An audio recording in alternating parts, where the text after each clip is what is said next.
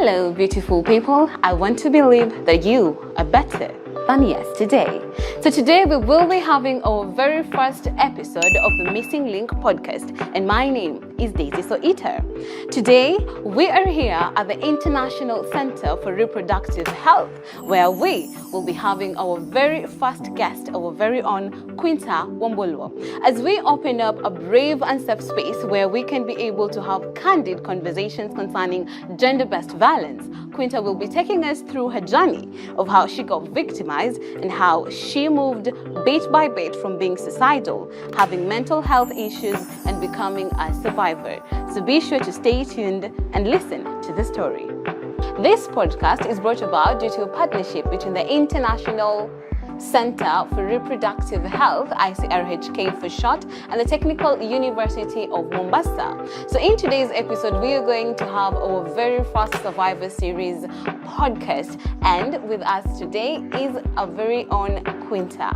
How are you, my dear? Hello, Daisy. Thank you for having me today. Oh, any day, anytime, you're always welcome. Feel at home. Thank you so much. Yes. Yeah. So before we start, I'd like you to tell us a little bit about yourself. Who is Quinta?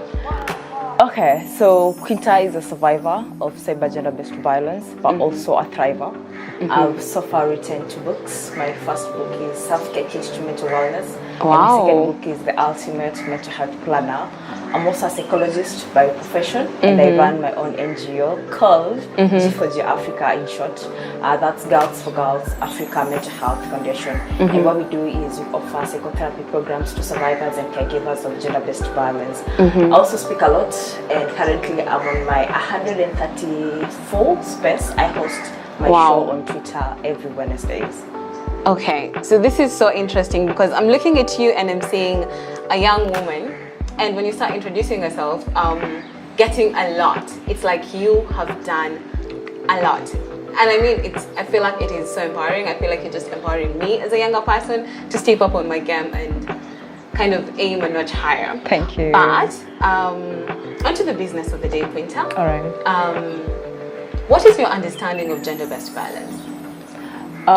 Gender-based violence is where it can affect both genders, both men and female. And most of the time you look at power imbalances, gender inequality, and just sort of stereotypes that are still existing in our communities. And there's so many types of gender-based violence. We have the physical violence that we are so used to seeing or hearing, which we know as domestic violence. We also have the intimate partner violence. We also have emotional abuse, which is actually gender-based violence, and we also have psychological abuse, which can fall under gender-based violence. But there's this one that not so many people talk about it, and that is the online violence that I'm very much passionate about because I have gone through it. You feel like it has not been touched on. Yeah. So you've actually mentioned something very important. You've said you have gone through violence. Is it possible for us to actually get a little bit of the story over there? Sure. I think one of the ways for us to advocate against gender-based violence is to give voices to survivors, and that's exactly what you're doing on this podcast, and Precisely. I'm really honored to be here. Yes. In 2018, my ex-boyfriend released my nudes to the public. And this is because I think after dating for more like 7 years and after the breakup, I fell into depression, and that really took a toll on my mental health. And through all that, I started speaking about my healing journey. Yeah. Okay. And I remember when we even fell in love in 2011, 2012. It's sort of, I was very young. I was in Form 2 at the time. How old were you at the time? 21. Wait, you were 21 in Form 2? No, when you fell in love, how old were you? No, when the nudes were released to the public, I was 21. When I fell in love, I think I was 15, 16. Wow, okay. Yeah, so this is a high school affair. This is a high school Form 2, you know. How old was he? 25. Well, this keeps getting interesting. 25, 26. Yeah, he was actually old because he had done his bachelor's. He had actually graduated, so he was pretty much mature enough. Yeah. So this was my first love, literally. And coming from a very humble background in the village, we came from the same village. And I think being my first love and having come from a very strict background, Yeah. I sort of wanted that exposure from him, Yes. which my parents couldn't give. You True. know? And my parents didn't like the idea of me being in a relationship in high school. But I think Okay. when you're going through adolescence, these are challenges that a lot of us girls will But definitely I mean, that kind of makes me want to ask something. Is it that your parents didn't like you being in a relationship in high school with this guy, or is it that they just didn't like the idea of you being in a relationship in high school at all?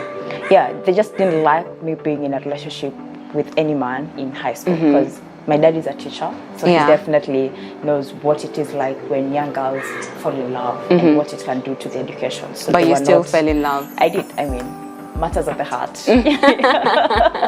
Yeah. So that was me in 2012. I think Yeah. 2011, 2012. Life was great. He was a great man. I think I was younger, so definitely everything was great at that time. Precisely. I finished my Form 4. My first, or rather, my dream was to pursue law. I wanted to be a lawyer, but I think I didn't like the universities that I was called to do law initially. I know, it can be disappointing. Yeah, so I went in and chose Mombasa because I didn't want to go to Kisii University. I remember I was called for Kisii University to I do know. law, but I was like, nah, I can't go to Kisii. Let me go to Mombasa or Nairobi. So that made me to change my course to BCom. So my first degree, I did Bachelor of Commerce Maritime. Okay. So that was in 2014 when I completed my Form 4, and then I came over to Mombasa in 2015 to join my campus. And all this time I was already in love with this man. So this You're was the already same dating. man. I was already So you've got dating. a few years into the relationship. Yeah. So when I came to Mombasa already, this is someone we had built a future with when I was in high school. So it was so easy for us to transition the same relationship, or rather the same model in this relationship now at the university and away from parents. In 2017, when I was in third year, going to 2018, because he lived in Nairobi and I lived in Mombasa, I could occasionally visit him. And every time I could visit him, it was always planned. Like he knew Quinta was coming over, and he would pay for my logistics, and I'd go to Nairobi. But this one moment, I went to Nairobi unannounced. Impromptu visits. And I think I had just, it's just a feeling that I had within me. Yeah. I'm like, this is my home. I don't have to be telling him every time I'm going. I mean, I can just show up. I'm The in my woman third in year. you. I'm just having a year and we are settling down. So why not, impromptu? So I went to Nairobi unannounced. And the moment I got to Nairobi, I think it was a Saturday morning. It was actually a Sunday morning because I traveled on Saturday overnight. So I got to Nairobi on Sunday. On Sunday morning. So I was going to check up on him as I go to the village. So I was really carrying a lot of luggage with me. Yeah, I can imagine. So when I got to Nairobi, I was like, I don't have to surprise him. Let me just call him to tell him I'm around because I have a lot of luggage. I need him to help me with it. Yeah. But wait. Yeah. I'm really sorry to cut you short, but first of all, I'd like to understand something because you're saying you're going to check up on him and then you head to the village. Yeah. So in as much as your dad was against you having this relationship in high school, were they aware of it at this point? They did, and I think they had to accept slowly, because we had been warned again a number of times, but we were still together. And to a point where I'm now in campus, I think my parents also became reluctant. Like she's old enough to choose what's good for her, so they were okay with it. And we became like role models, like couple role models among the couple youth people. goals. Yeah, I know. And it was brilliant. It was really beautiful. And yeah, I enjoyed every bit of it. So when I got to Nairobi, I called him because I was like, I don't have to surprise him anymore. Just let him know I'm around and let him help me with the luggage. Yeah. So I called him. He didn't pick up. And I think that's where my overthinking and anxiety is just kicked in. So I went all the way to where he was living. I got to the apartment because the watchman knows me because every time I was in Nairobi and he allowed me in the house. I tried calling him because I had a lot of luggages. And he still didn't pick up the phone. So for me, at that moment already I was anxious and overthinking, like, and you're having all ideas in your head. Why is he not picking? All that. So I go to our house. I call it our house. Yes. Because it used to be. And then I knock on the door and he comes and he's wrapped in a towel. And he's shocked, like, oh, you're here. And I'm like, yeah, because I have a lot of luggage. Yeah. I left the luggage for him to help me get the meals up, and I just walked straight into the house. And I think he was not comfortable when I was getting into the house, but he couldn't tell Say me it. not, you know. So when I got to the house, I went straight to the bedroom, because I think I was looking for something, and I really found it. You know, I went to the bedroom and I found a lady lying in bed. Oh my God. And you know, it was early in the morning, and I think already I was anxious. I was angry. I was trembling. So I'm hitting the lady. I'm screaming. The lady's also screaming because it's early in the morning. I've literally woken her up. You hitting the lady already? Oh my God. Yeah. It was chaos. So guys are coming, like neighbors are coming. What's not happening? Because he's trying to hold me, and I'm not letting him do that. Yeah. So neighbors are coming in, and they're like, "What's not happening?" and all that. And the guy just says, "I'm an ex, and I'm bringing all the chaos." And I think that is where everything crumbled. The fact that he referred to you as an ex-girlfriend. Everything just crumbled there and then. So the lady left. She's a neighbor actually. She was just living in the next apartment. So, oh my God. Yeah, she left her phone and they went through it, and they're neighbors. And then he was sorry, saying he had to say that so that he's not moved, like chased out of the apartment and all that. But now was already broken, and he tried to say we could talk it out, he could explain. Yeah, I was also considering, because he's paying my bills in Mombasa, he's literally taking care of me. But so wait. Yeah. So at this point, you've broken, you probably cried your eyes out, and now you're just there silent, and he's trying to apologize and make up all these excuses for calling you his ex-girlfriend. Yeah. I mean, what's going through your head? Are you thinking, do I forgive him? Do I move of course, forward? I'm confused, because this is the same man that I'm very dependent on. This is the same man that literally takes care of me. And I have no life beyond him, literally. So I'm confused. Should I just forgive him and let go? But my heart is broken to a point that even if I forgive him, I'm still torn. And that's where I think my battle started, because at that very moment, I had chills all over my body. Yes. And it's like I froze, yeah? Of course, I stayed for the night, and he tried to be sorry, because I wasn't close with my family. The moment I was in a relationship with this man, he sort of crumbled. Created, you know, he just created, it's us and not them. them. So I wasn't even close with my family, I wasn't close with my relatives, my with my God. cousin. Yeah. It was just us. So even leaving that house, I didn't have a place to go. Because I'm just used to, when I go to Nairobi, it's my house, you know, it's my baby, and all. That's the world I knew. So at this moment, I couldn't leave. Yes. I was there in the house. I stayed for the night, and then I went home the following day. But I went to the village actually. Yes. I spoke to my mom about it, and my mom would be like, this is the same man you disrespected us. And went after. Yeah, so all the decisions you have to make is solely upon you. I shaved, I remember. I shaved. If you ask me why I shaved, I don't know why. But I shaved immediately. I was in the village, and I came back, because I had just gone home briefly, and then I came back to school. And when I came back to school, I think my depression had already kicked in. But the friends around me didn't know how to help me. So how did you know you were depressed? So when I came back, I started smoking.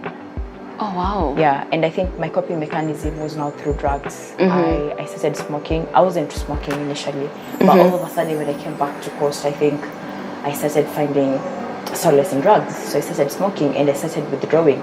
I used to be very extroverted. Like a lot of people knew Quint as an extroverted girl. I used to model. Oh wow, nice. I was all over doing all these shows, shoots, runways, and then all of a sudden you were became not an there. introvert. Yeah. And I avoided people. So I slowly lost friends. I slowly lost a life that I used to have. And this man who said, or rather, he told me, I still want you and I still support you. But because you don't want me, I'm going to support you just a little bit until you're good enough to support yourself. So we had technically broken up, but he was still footing my bills. Interesting. So when I came back to Coast, that was the life. I was going to class. I'm drunk. I've smoked. I only show up to class because I have to show up. Yes. I lost friends because I can no longer keep up with their lifestyle. Because the friends around me, we used to be really extroverted. Today's a Friday. We already had plans for the whole weekend, and all of a sudden, I don't want to go out. So I lost all that. Yeah. Did you ever consider getting back with him just so that you can get your life back onto the same track? Not at that moment, because I was really, I think I was getting to a point of I need to find myself, and that was the drive behind me wanting to find exactly Quinta out of this man, finding Quinta away from this man, because I think being in love from such a younger age, my identity was also built on him. So I didn't know Quinta away from this man, or rather I didn't know Quinta away from love, away from that relationship. So how did you bring Quinta back? How did we get Quinta back? A very important question, and perhaps the only question you should be asking.